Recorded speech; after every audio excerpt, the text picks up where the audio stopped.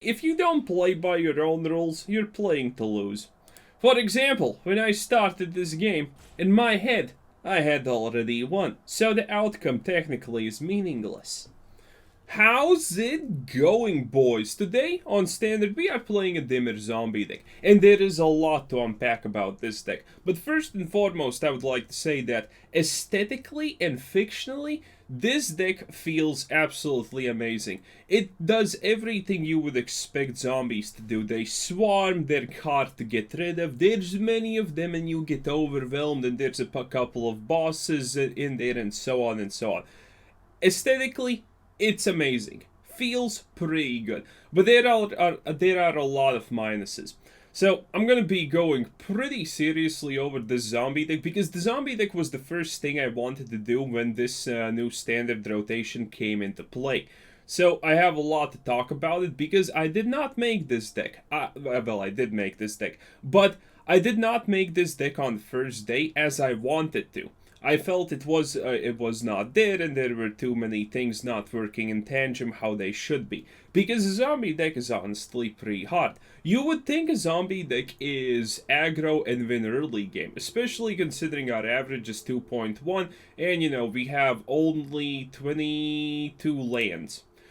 Well, that's because zombie decks want everything, but they want a little bit of everything. They want castable spells, they want creatures, they want things that stick, and they want all of those things essentially. And that is, well, honestly quite a huge problem, because you need to balance everything. You need to balance the enchantments, the creatures, the spells, the absolute everything.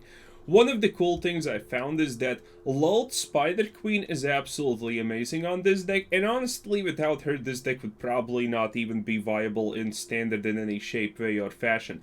The whole deck revolves around the Poppet Stitcher. This guy, if you get to flip him, you have pretty much won the game. But the thing is, early game, you have absolutely almost nothing. For example, Bladestitched Skaab. This card is an absolute meme. There is hardly any reason for the zombies to have +1 damage, because in reality it's unviable for the most part. This deck comes online when you have Poppet Stitcher and you flip him into the Poppet Factory. That's when this deck starts to pop off, and then it's hard to stop. And then, you have all of your value things, like, for example, Jadar. Pretty decent, but honestly, his effect is pretty weak. We can use him with Deadly Dispute or Village Rites as a turn 1 or 2 drop, but it does not do the job too much. Our main objective again is to flip the factory. When we flip the factory, everything starts to take effect. Cards like this, for example, are blockers. Every creature you see is a blocker at the early game.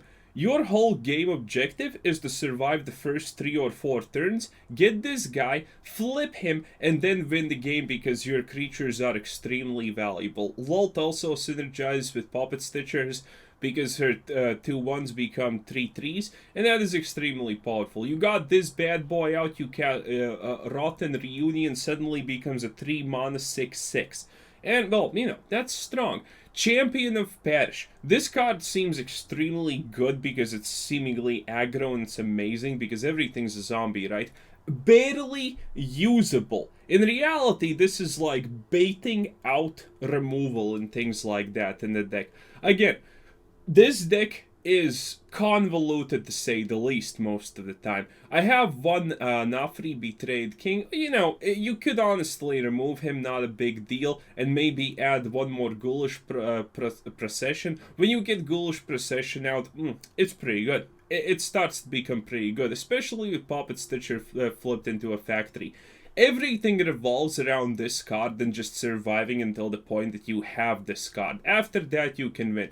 Tainted Adversary for 5 mana, you are already getting so much value out of this card, it is insane. And again, this card, complete meme. Do not rely on it too much. There are gonna be very rare occasions where you can absolutely aggro your opponent down, but most of the time, just try to survive, especially against creature decks. If I'm gonna be queued up against an angel deck, I most likely will concede, because the chances of winning a live gain angel deck with flying is close to 0. Well, and stuff like that, essentially. got Bloodchief's Thirst for a little bit of that early removal on the very, very start of the game. Things like champions, things like this, things like this, things like this are essentially just blockers, and then we try to get it. It feels really good to play. Again, the fantasy, spot on, absolutely nailed it. Is it the most competitive deck out there? Probably not. Is it still kind of decent? Yes. Yes, it is. And you can win against almost anything as long as you get this this guy flipped. But the problem with this is, as far as I can tell, Arena does not prioritize Poppet Factory like at all. There's no consistency. This card is just purely random in Arena's opinion, as far as I can tell currently. Then you get 0 in the opening hand, then you get 1, then you get 2, then you don't get anyone for 50% of your deck, then you get 2 in the first 15 cards. I have seen absolutely no consistency in the draw ratio of this card, which begs to the question. Is it just not considered a high-value card, or what? But, you know, that's nor here or there. But admittedly, when you're playing Arena, you have to keep these things in mind. Because Arena will prioritize to give you certain hands in the opening hand, and certain hands always will be at the very, very start of your deck. Because that's just how the game is built to function. And, well, with that being said, we got 22 lands to be specific, as I already said, 2.1 average, and I hate when it just reshuffles everything like that when you do this, well, done in the development company. Anyway, with that being said, a long intro, so please, like the video. It helps out the channel a lot, and subscribe, so, you know, you can see all of these videos. And, you know, there's a link to Discord, there's a link to the Patreon down below, you can join those if you want. And, with that being said, without any further ado, let's... Wait, what do I usually say? Let's just... No. Let's get it cracked? No. Start the games. First match, let's see how much good we can do here. Again, if it's a flying deck, I'm probably just gonna concede. 2 Bloodchief's Thirsty Boys, and, well, this is it is an aggro start, but again, an aggro start is something you don't necessarily want. But, Vorpal Sword, you say? Okay. Admittedly, 100% unexpected, but hey, it's a Vorpal Sword. So yeah. If we are lucky, we can rush down someone with extreme aggro, with Champion of Perished and whatnot, but most of the time you're against creature decks or whatnot, so you know it's not happening. Bloodchief's Thirst. Oh god, we're poker godding, and we're poker godding pretty hard, huh? Well, whatever. And also, in the late game, we do have this small contingent of a problem, is the fact that our HP is unreplenishable. Okay, yeah, that's a little bit bad. That is a little bit bad, for multiple reasons. One, it's again, flying. I can't exactly deal with flying. 2, even if this is just 1 damage, I honestly can't take that damage. Our HP is again, unreplenishable. So we do have a couple of problems there. I'm gonna drop this Meat Hook Massacre, kinda expected, not gonna lie. Well, you know, now I'm thinking about something a little bit different here. Pretty good, pretty good. And yes, this thing it's relatively a strong play, as you can probably tell. 3 Bloodchief's Thirsts, hello there. The bad part is you can't honestly get anything useful from me by doing that. Wonder what he got. Well, whatever. Again, he can't really get anything to... Ooh.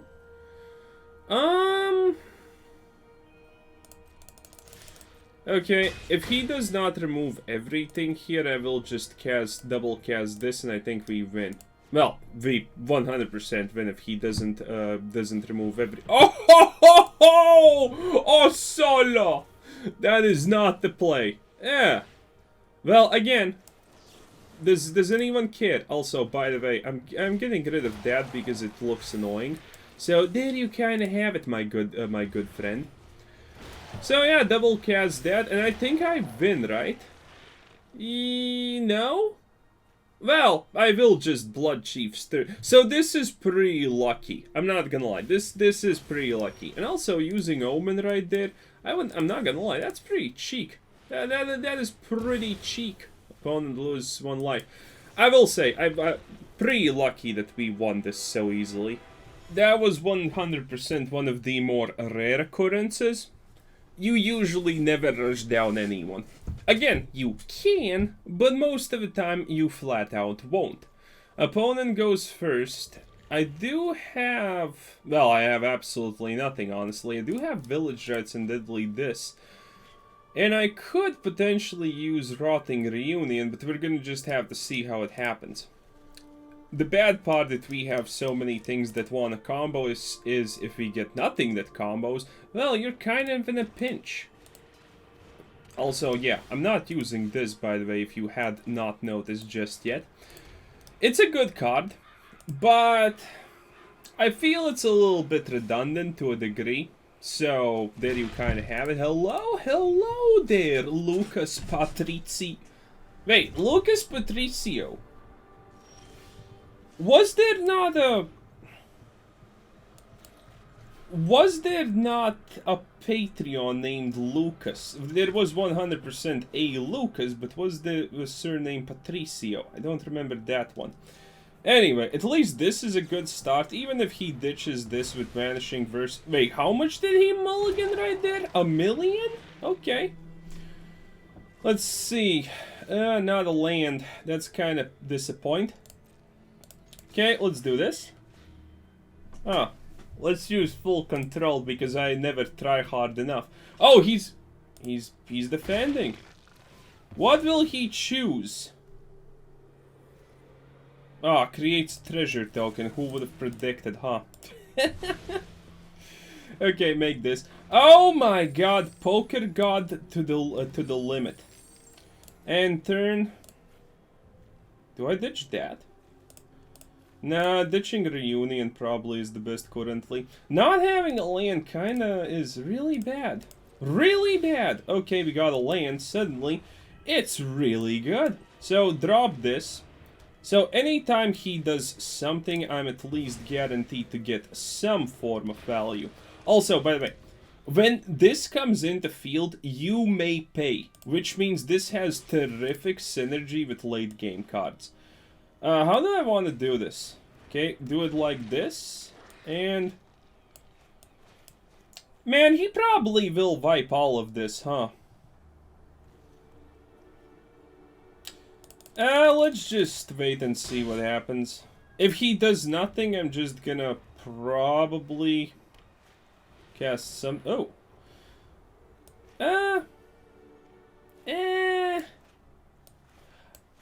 If he goes for this, I will be so boned, because I need those lands. So I'm gonna do the only logical thing I can do. This!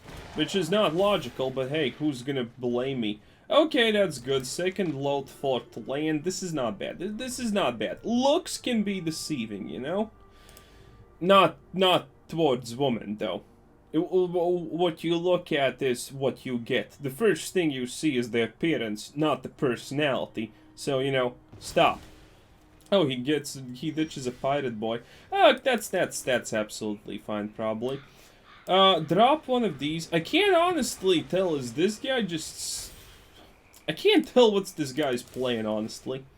So, do the DK thing. If he blocks, I'm just gonna cast Rotten. Yeah, he does the blocky block, so there we go. Looks like we're playing against someone extremely unlucky. Even if he wipes, look at this. I still have so much. I still have so much even if he wipes. And by the way, when one or more non-token creatures, it doesn't say your creatures. So there is a huge deal of good stuff there. I'm gonna do this because I can get a relatively free emblem at this rate. DK. Should have probably not done that maybe, but you know, who cares, I guess. It's just gonna put pressure on him that Lolth is gonna ulti. Even though I don't exactly understand how Lolth's ulti still works. Is it every instance? Is it some instances? I do not know. Okay, looks like he has nothing, so it's time for pop. Oh God, he legitimately has nothing. Ooh, you poor absolute animal. Okay, that's a 6-6 now. This is an easy win. Honestly, a little bit surprised. Okay, I'll take it though. So currently it's looking pretty good, but we have not played against a single Ren and 7 deck, a single Werewolf deck, you know, and that's what you honestly should be playing against if you want to see if your deck is really good. Admittedly, this hand is pretty aggro schmaggro, and if it's a Werewolf deck, we're gonna be in good positions. Esseka's Carriages can be pretty hard to deal with sometimes, because again, the 2/2s can't block. If the 2/2 zombies could block, oh, this would be probably a tier 0 standard deck to a degree. Because, you know, you would have blockers for, I have no idea what you are. But that's okay, I guess. Boss, target opponent, are you a bot? Who uses, oh, it's an elf deck? No way! The only reason you would ever consider even using it is if it's a boss deck or it's an elf deck. And boss decks were never a thing. Boss is just like, you know, it's a useful mechanic when you sometimes have it. Again, the 2 costing 2/2 first strike red dragon berserker card, I think that's extremely underrated. Considering you drop that bad boy in the late game, suddenly it's like a first tier remove thing. Bloodchief's Thirst, this is okay. As long as I have something. Oh, by the way, this does have a bonus that it's a 2/3. I guess it doesn't matter against the Bloodchief's Thirst, huh? Okay, yeah, that's not good. That is not good. As long as I get a land here, we're absolutely golden, honestly. If we get a land here. But yeah, currently not playing against a single tier 1 deck seems a little bit ominously odd. Can play this absolutely a zero problemo. And again, this with Agadeem's Awakening is amazing. Because when it hits the battlefield, you can do the pay thing. And well, when you have the factory flipped, this is 5 mana. And you, how much do you get? 6, 8, 9 stats you get. 2 3/3s and 2 3 with a death touch. Amazing, amazing card. But you know, I could not legitimately just put all 4 of them in the deck. There's a lot of concessions you need to do, you know? And if you start playing too much around with my formula, don't blame me when you say, "Ah, your deck sucks, I replaced 4 cards out of it, and suddenly it's bad." Yes, because it took me a very, very long time to get this deck to an even remotely consistent level. And I would still not say that this is a tier 1 deck. If you have a really good hand, then yes, it is a tier 1 deck, but... well, let's be just real. What isn't a tier 1 deck when you get a really good hand, you know? Ooh, this is pretty cheek. Wait a minute. I will... this only lost me life. Seriously? Gains death touch. Dude, I need to block. I can't loot... now, well, yeah, I'm gonna block, but I am gonna do this. Village Rites... again, I said, I'm gonna use absolutely everything in my disposal. Okay, this is a good setup for now. Not even gonna fuck around with this, just instantaneously remove it. And it does make us a zombie, because that was a permanent. This card is legitimately amazing, by the way. That card is legitimately amazing. So yeah, take that as you will. Oh my god, this guy just does not stop, huh?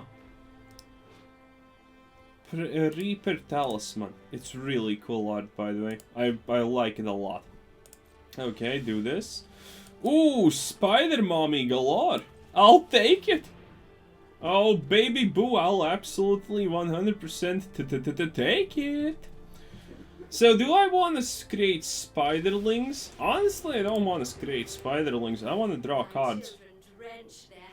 He has 0 cards, I have something that draws cards, and this deals damage to me. And 17 HP is pretty okay, considering he has 0 cards in hand. Level 10 games. A Johnny Avatar, you use cheat codes, loser. Come on, allow Spider Mommy to do her spider magic. Allow Spider Mommy to do... There we go. That does not exactly help me a lot. Oh, no, we had a 1-drop. It does help me. Nice. Okay. So, do I attack? No. The easy answer is no. 5 mana by the way, this deck also has the cool thing that Agadeem's Awakening is really good here, because for 5 mana you can resurrect a 1-drop and you can resurrect a 2-drop. 1-drops and 2-drops that have decent synergy, keep in mind. If you kill Spider Mommy, I will not forgive you. I am incapable of forgiveness in general, but that's not the point here. Nope, he does it. I need to get rid of this. This is, you know, honestly too much. Not a problem. He's probably thinking that it's a good thing that I can't exactly use the -3, but I don't want to use the -3. I'm gonna get rid of this absolutely no problem at some point. So, not exactly, you know, afraid of that too much. So, now I can Agadeem's plus Village Rites, which should allow me to stop using Lolth for lands. Ah, yes, cool. Okay, wait. I'm gonna lose 1 damage. But honestly, has 1 damage ever mattered? Absolutely not. So, let's just do this. Decay. If I have full control, will it allow me to do it? I'm not sure, so I'm gonna put full control here. You know, I need to be competitive and whatnot. Everyone says, ew. Okay, good. It happens at the end of the turn, that means. Good! I never check these things. Oh, full control stopped? Interesting. Well, whatever. Currently, it looks like we're winning, and we're winning hard. I will assume that he has a Mythic Massacre in his hand, which is a little bit tad problematic, as we all know, but should not be the end of the world. So, do this, and do this for 2. Do I want this, or do I want the Zomble stronger? Probably the Zomble stronger. It's kind of an obvious choice, but again, +1 doesn't exactly matter here, you know? So, you know, well, it does make him stronger and you can attack with him, but again, +1 doesn't exactly matter here. So, what is he gonna do? I'm assuming he attacks and he wipes the board, because I don't see a world where he does not have Meathook Massacre.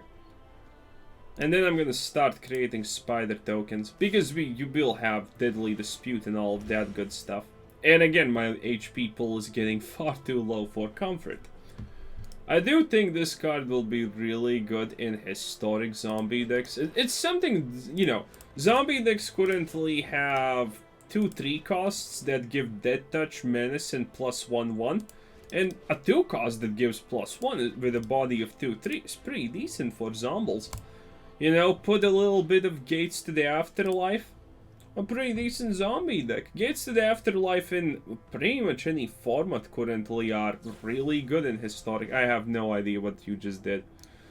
Faint Death. I have no idea what that does. Nor do I honestly even remotely care. I just got stronger, so I don't exactly care too much. Also, it's my opponent's turn. So, oh, he just re-equips that and blah blah blah. No one cares, dude. Like, relax, Chief, relax. Now I'm gonna go on the offensive and create Spider Boys. I don't see a way we lose, because we have Deadly Dispute and we have other dumb things here.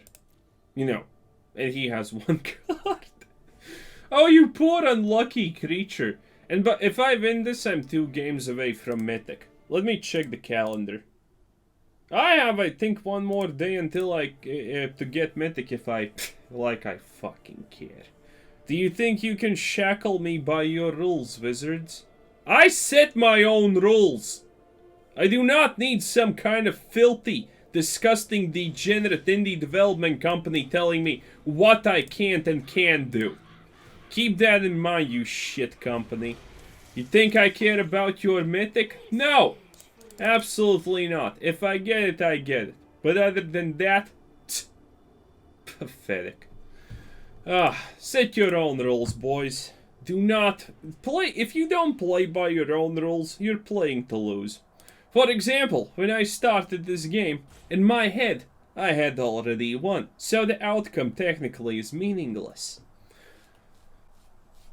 Come on, don't be a sore loser. You picked the Johnny's avatar. You technically sealed your fate on your own. Yeah, he's not happy about that. But again, without Lolth, this deck would be, well, a dumpster garbage fight. Do not dare. No! Okay, maybe you do need full control. Yeah, maybe you do need full control. Who would have thought? Okay, let's get rid of this, I guess. It doesn't really matter too much. Why do you even play these things? Is the whole point of the deck just Reaper's Talisman bullshittery? Because I'm not gonna lie, that's kind of lame. Okay, do this. Sag the Zombie. Lolth growing happier day by day. And maybe we draw something good. Who knows? Also with the Poppet Factory, remember, on upkeep. So you can do this and you can reset your mana and try to flip the card. And if you do that, honestly, the card becomes so much stronger. Because it is susceptible to virtually everything in this game currently. Oh, come on. A Johnny Avatar, please. Well, I didn't honestly expect honorable Bataloo from you, but you know, whatever. Got it! Nice! Wait, do I? Yes, I have the mana. Thank you, Treasure Deck Kun. So... Oh, I can't block with this? That is... Damn it. Exile, draw card. What is this deck? How are you, whatever this is supposed to ranking be? I can't... Dude. Do I let him attack? If I let him attack, I may lose.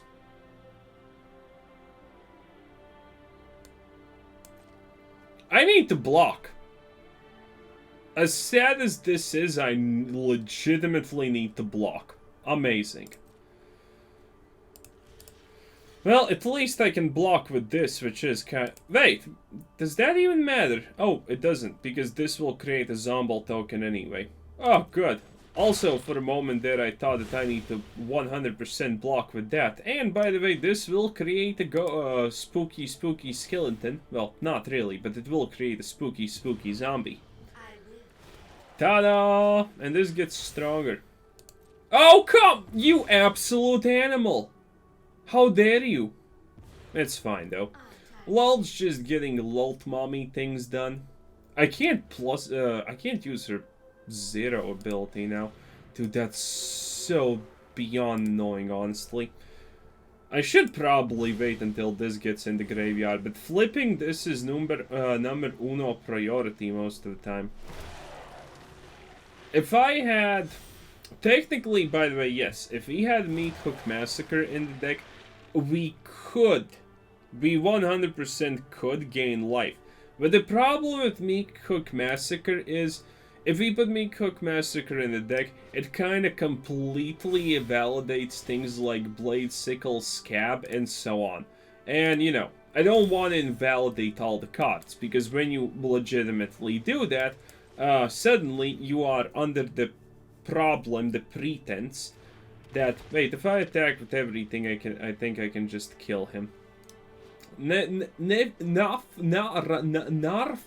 Betrayed King. Good art, by the way. Buy it if you can. Yep, this is why we have him. A niche card, not usually useful unless you have the factory flipped, but extremely strong in certain situations. Hibbity bibbity, enemy Kun's Liberty. Okay, let's attack with everything, and he's gonna block this, but as long as that's dead, we're fine. But as you can see, even against a deck like this that's not tier 1, it was still a struggle. Kinda sad. Well, it's 2 wins and we get into mythic. I kinda questioned myself also a little bit. Will I even go back? Ooh, go first with this hand. Pretty neat, pretty neat. I questioned myself a little bit. Will I even go back to historic? Because historic currently is like this. Turn 2 cheese deck, buggity bing, buggity boom, win.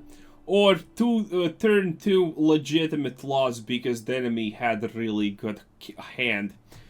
You know, and that's, you know, it's not exactly pleasant. It's not exactly a good gaming experience.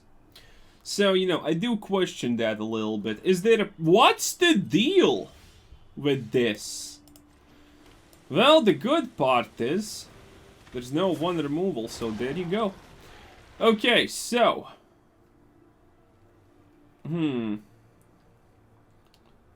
how do I do this? Oh, vampires. It's a vampire deck. There's no other way you roll like this, boy. Ghoulcaller. Okay. Oh, look at that. He has a white dragon. You should concede to me because you took my child hostage. Unforgivable. Anyway. Full control. Wait, I want full control. Again, competitive Magic the blabbering player. Is full control on? Yes, please. Work. Aw, he's going for it. Wait a minute. Sure, draw me a card, my boy. Oh! The absolute everything. Oh, why? Why, wizards? Dude, this full control just stopped. This is so stupid. This is so dumb. Now, if I do not have a thing, if he even plays remotely something that... Oh, he doesn't. Oh, that could be scrumptious.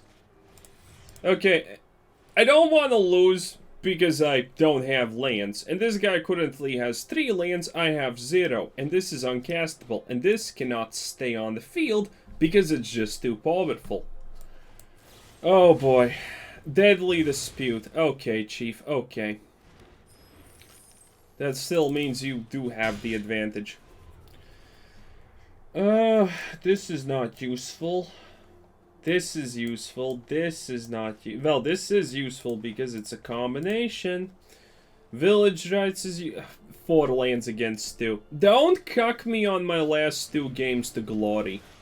I can't even kill this. Well played, Wizards. Well, absolutely. Well, admittedly, this is a slow deck. Anything that uses Skullport Mercenary, Merchant, is a slow deck. Do not kill it. I need to kill it myself. Do not even dare to touch it. It's there because I want it to be there. Thank you. Okay, so now the question is very simple. I'm gonna honestly wait a little bit on this. I might as well cast this one time because reasons. But what else? I think he's looking to remove it, and I want to bait all the removal possible out of this guy. If nothing happens, I will just simply kill the zombie. If nothing happens, I will simply kill the zombie. If I flip this dude, I win. It's as simple as that. Against a deck like this that's slow and gives me time in general, I can just flip this and win. Guaranteed. The only thing is flipping it. And we know he has some form of removal there. He's really contemplating stuff, huh? Another Deadly Dispute. Well, he cast it for free, essentially, so... that gives him more chances for more dances. Come on. If he plays Lolth, I will be seriously pissed, by the way. Oh, thank God, no one cares, the dumbass dragon. Admittedly, yeah, it's the dragon that we all know that's gonna be in his opening hand because Visions of the Coast. I hate this game so much. Okay, now we got some stuff here. That's nice, that's nice. That's some feng shui right there. The problem is, he will have so much... Why does everyone have to have gold spam dragon in the opening hand or on perfect curve? Like, no one thinks that this is natural, that you never see this not being on the curve. So, well, whatever. Okay, do this and get the fuck out. And by the way, Gold Spam Dragon is a prime example of how to unreasonably overstack your stupid card with stupid mechanics that should never be legitimately done. Power Word Kill. Wow. That's a really bad card to even have. And now he can sack the Gold Spam Dragon. Oh, that Gold Spam Dragon throws such a wrench in everything. Yeah, sack it, sack it, sack it. At least now I have... You know what? Dropping this is value. Dropping this is value. He may choose to get rid of it. He may choose to go for it. And I think it's about... he probably has a removal. But if I lose against this guy... Because, you know, if you use Power Word Kill in your deck, you are absolutely dumb. It's a completely worthless card. Okay, the good part... dude, no, wait. Is my play drop Narfi? Oh my god, the days when we legitimately dropped Narfi because reasons, huh? Those were the days, my friend. We thought they never end. Get that gold spam shit out of my office. Okay, we're not gonna be able to flip this, but he is on, well, essentially one card. Well, two cards, essentially. And I will most likely be able to get something with Village Rites that allows me to play the zombies, blah blah blah. Everyone's having a great time. At least hopefully. Unless he top decks enough. Oh, he doesn't have a solution. He does not have a solution. Ah, yes, of course. Another gold spam dragon. Why not? Absolutely why not, right? It just makes sense. Oh, yes. The classic gold spam dragon. This is why this game is garbage. Mandatory, as per tradition, why this game is garbage. So, let's see it. Resolve, blah, blah, blah. You know, boy, you get me that stuff. Absolutely pathetic, but what can I honestly do at this point? Wait, did it use... Oh no, everything's fine. It used the correct things. How do I not have the things? Oh my god, Agadeem's Awakening. And well, damn it. Here we have the thing that we needed to. And it's a little bit too late for comfort now. I can drop this, but it does nothing. Can I resurrect anything? No. Of course. So there's only one card that currently kind of saves me. And it's bad. And it's bad. Do I just go for it? I overdrew also blue lands, which is a problem. Okay, do it like this. At this point, I would not be too surprised if he just drops a third gold spam dragon, because, you know, reasons, wizards, reasons as always. Not gonna attack, can't attack. There are cards that deal with this gold spam shittery. But again, third gold spam dragon any moment now, dear boy. Any moment. I'm sorry, would you like to just play a thank God he's not playing a second one. I have 7 HP. That's not a lot, but he's currently not doing anything, so I'm kinda okay with it. Admittedly, he has Soul Shattered, he has Power Word Kill, and he has this garbage. Oh, look at that! Well, honestly, hey, at least that's slower than per you. Wait a minute, no. We get rid of this because it's, you know, pretty much a botched thing at this point. I need to draw. Where is Spider Mommy? Spider Mommy! Are you kidding me? No Spider Mommy. Wait, what? That did not happen? Stop on upkeep and draw step. Wasn't that the thing? Wait, didn't it work? Oh, fuck, who would have thought? So, what am I gonna do? Oh, that's right, I'm gonna literally fucking die because wizards. Oh my god. Yeah, just stop they call those gold spam. This is a forced loss. This is a forced loss. Look at this. 2 Bloodchiefs at the start, nothing later. A lot of fucking card draw, which draws me, well, nothing of value. Ooh. Ah, well, here goes my, here goes fucking... Man! It's just a forced loss, because we're playing against Gold Spam Dragon on curve. What a shit game. This is why Magic is shit. 2 Gold Spam Dragons and pretty much like 17 cards. 1 on curve because Wizards fucking RNG is not RNG. And that's pretty much it. God damn it, I'm pissed. This is why I always win when I start the game, because this is not a loss. This is literally just the default way they have made Gold Spam Dragon to work. Always on curve. Absolutely always on curve. Well, I lost. Not much to do here, even though we had so many chances. You know, Gold Spam Dragon was made by a bet in Wizards, and people just said, hey, I bet you cannot put so much text into one singular card. And you know what? They allowed it. And that's how sadly Gold Spam Dragon was made. Great job, Wizards. Great absolute job.